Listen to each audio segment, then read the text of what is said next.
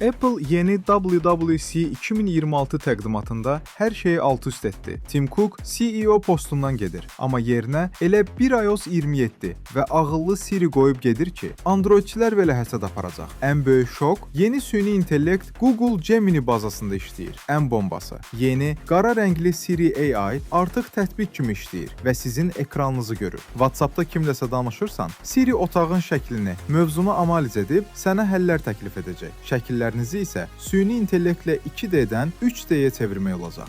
Bir də AirPods sahibləri. Nəhayət ki, Equalizer gəldi. Ən qəşəngi isə odur ki, iOS 27 köhnə iPhone 11-də belə su kimi işləyəcək. Tətbiqlər 30% daha sürətli açılacaq. Amma kiçik bir amma var. Bu ağır AI funksiyaları yalnız iPhone 17 Pro və iPhone Air modellərində kam gücü ilə çalışacaq. Səncə, yeni ağıllı Siri üçün telefonu yeniləməyə dəyər? Fikrini şərhlərdə yaz və texnologiya xəbərləri üçün kanala abunə ol.